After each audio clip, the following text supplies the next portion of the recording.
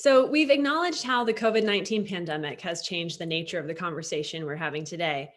But what we haven't yet discussed in detail is what this critical turning point in the fight for racial equality means for the future of development finance. And in this session, Inclusivity in the Investment Space, Moving Beyond Gender Equality, we'll tackle that topic head on. We're going to kick things off with a video from our partner, FinDev Canada. Hello, everyone. My name is Anne-Marie Lévesque, and I'm the head of Gender and Impact at FinDev Canada. We truly live in unprecedented times. We have long been fighting for the greater inclusion of women in the economy, trying to enhance gender equality, whether in pay, working conditions, opportunities for advancement, or mutual respect. One of the crises we recently faced was a worldwide confrontation with racial inequality, systemic racism, and other types of inequalities. This came with a consciousness that many women live in society facing the intersection of multiple inequalities because of their gender, race, disability, sexual orientation, or other factors. The development finance space is not immune to these challenges, and we wanted to bring to the Devex conference a discussion about how development finance institutions are confronting gender inequality and its intersection with other types of inequalities and discrimination. A great discussion is planned, and so I'll leave it to the moderator to introduce everyone. Thank you for joining us, and have a great panel. So I'm thrilled to be joined by two experts on this topic with really unique insights on exactly how DFIs are confronting, as you just heard, not just gender equality, but its intersection with other types of discrimination. Jessica Espinoza Trujano is chair of the G7's 2X Challenge. You heard a little bit about that earlier. It funds women's economic empowerment in low and middle income countries. She's also the global gender finance lead for DEG Invest, which is the German Development Finance Institution, part of KfW Group.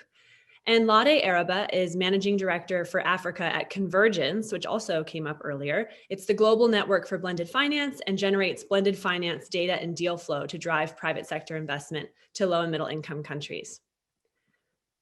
So to kick off this conversation, I want to acknowledge that part of the problem here is the lack of diversity in the private equity investment space. And Lade, I know this is something that you can speak to.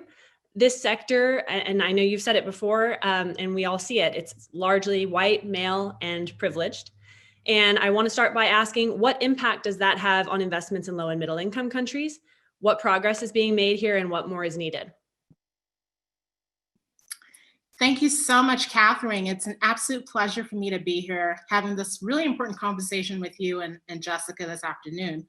I actually wouldn't limit this issue to just private equity. I think we see it across the entire capital continuum and the entire investing life cycle. We do know that there is an economic cost to racial, ethnic, and other types of exclusions. It's been researched. There's data that speaks to the actual dollar figures.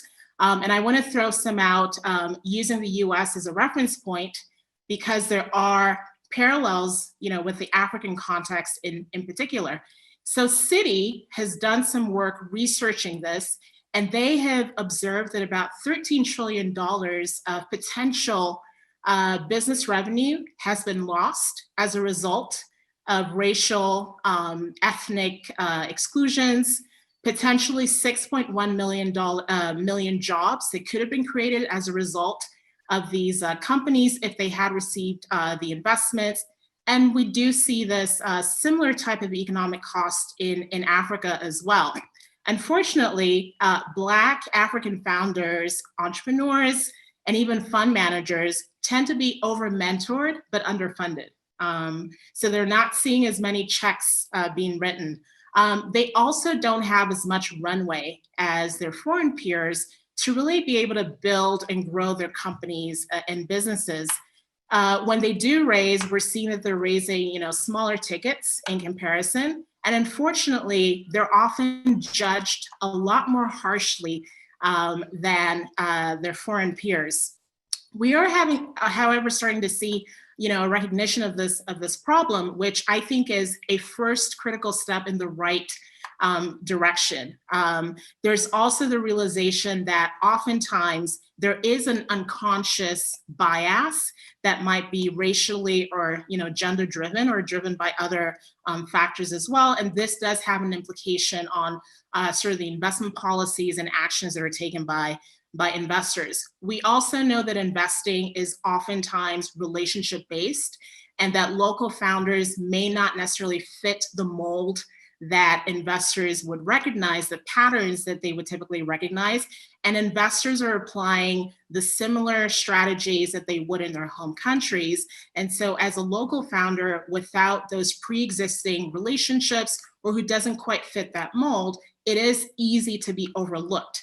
Now, having said all of this, we are starting to see some positive steps in the right direction. One is, some investors are applying negative screens where, they're looking specifically at some of these issues, whether there is, diversity and inclusion in the workforce, in compensation, in the executive team, on the board.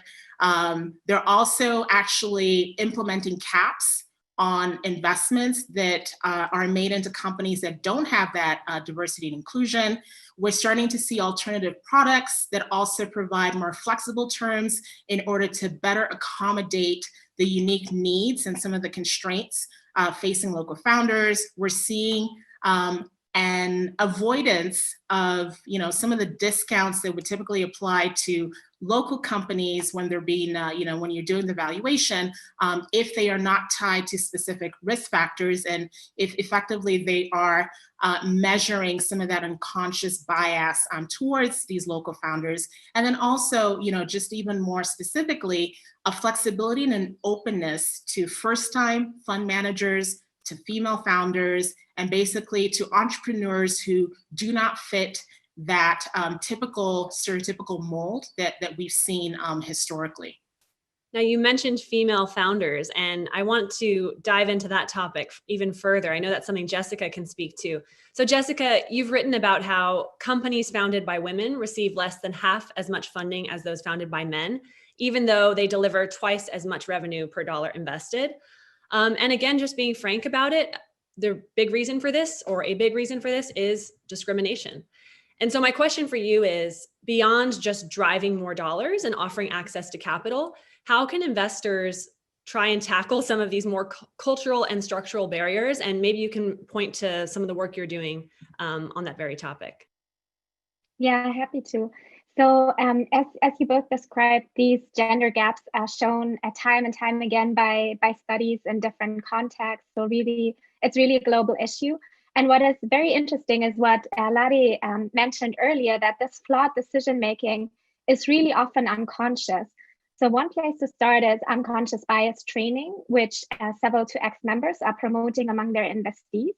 The other thing is capacity building to help financial institutions, fund managers, and capital providers to be able to expand their focus on women entrepreneurs and to serve their specific needs rather than just coming with a cookie cutter approach, trying to offer products that may not even be relevant for them. And I think the second really important factor is the composition of investment committees.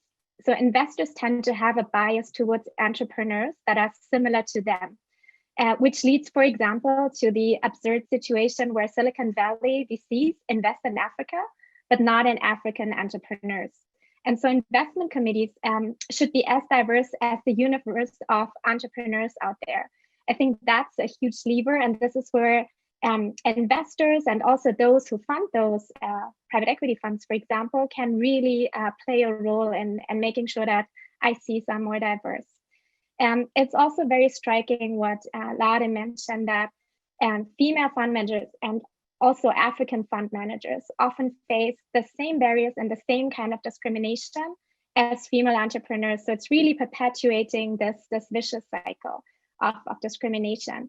And so I think if we as investors want to move the dial, we have to overcome those structural barriers facing female fund managers, especially in Africa. And as Lade mentioned, this also means that we should reflect upon our historic investment criteria and see what is really what those barriers are and what we have to do to overcome those challenges and to make fundraising for these fund managers possible. And I hope you can tell us a little bit more about the 2X challenge. So it came up earlier. Andy Herskowitz mentioned it as a positive example of how to move the needle, as you said. So do you think that this issue that 2X is working to address is getting enough attention globally? And how is the 2X challenge specifically trying to change that? So the 2X challenge was launched at the G7 summit in 2018. And we collectively, as DFIs, made a bold commitment to mobilize and commit capital with a gender lens. So to make investments that specifically benefit women in emerging markets. And we set ourselves the ambitious target of 3 billion by the end of 2020. By the end of 2019, we had already significantly surpassed that initial target and had collectively committed and mobilized $4.5 billion with that specific focus. So I think that really showed the business case. And because of that success, there's now also a lot of attention to the business case, to this priority globally. But so far, I think investors have mostly integrated a gender lens into their traditional way of doing business. And that's also really important because there's still so much that can be done. But looking into the future, I think it's also important, as I mentioned, to reflect upon our traditional approaches and to look at the market and what else is needed to move the needle. And so within the 2X challenge, we're currently discussing and developing this 2X flagship fund concept, where we want to make sure that we specifically look at the challenge of fund managers and promote diversity and inclusion, both at the fund manager level, but then also at the investee level and the investment strategy. So I want to bring in a question around data, and we only have a few minutes left, so let's try and keep responses brief here if we can. But you've both pointed to how this is not just the right thing to do, but it makes business sense too. And my question for you is, if your call to action is we need progress in this space, data is how we track that progress. So how exactly can investors look to data to understand the opportunity here and also track progress when it comes to gender equality and racial justice in this space? Quickly. Either of you want to jump in? Sure, I'm happy to start. So the great thing is the research has actually been done, and we've seen research from a number of credible sources. One example is that McKinsey has noted that there are higher profit margins for companies that are more racially and gender diverse. They've also noted that the companies that actually fall within the top quartile are able to improve their overall financial performance by about 35%. That's not an insignificant percentage. There is a linear relationship ultimately between diversity and also the overall financial performance. They further noted that there's a 10% increase, with a 10% increase in racial and ethnic diversity in companies, especially within the senior executive teams, that EBIT, earnings before interest and taxes, actually increased by about 0.8%.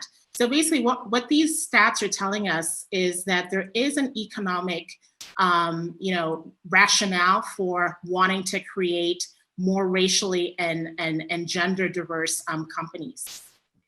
So we're almost out of time here. Jessica, I'd love to end with you, and I hate to put you on the spot, but I want you to share a lesson learned, right? Because our mandate in this session is to talk about inclusivity in the investment space, moving beyond gender equality.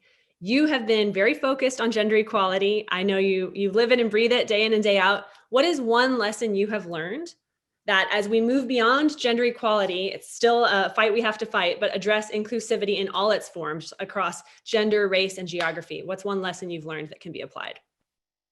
So let me link that back to the question of data. I think data is absolutely vital, but we also have to be cautious that we don't trick ourselves and just tick boxes. And so we have really, a key learning for us was to really look at intentionality and to look at the way companies value women and how they value diversity and inclusion. So it's not just about counting, it's really changing cultures and mindsets. And especially now looking at broader diversity and adopting an intersectional lens, What we have learned is that it's important to adopt a power lens. So not just to collect more data, women that tick more boxes, but to apply a power lens that's context specific and that really helps us understand how there are power dynamics in investment structures in local contexts, and how we have to challenge those dynamics to make a real systemic change and to enable, at the end of the day, social justice. Thank you for that. We can't talk about inclusion without acknowledging power. So I appreciate that powerful point. And with that, I will hand it over to Adva. Thank you both.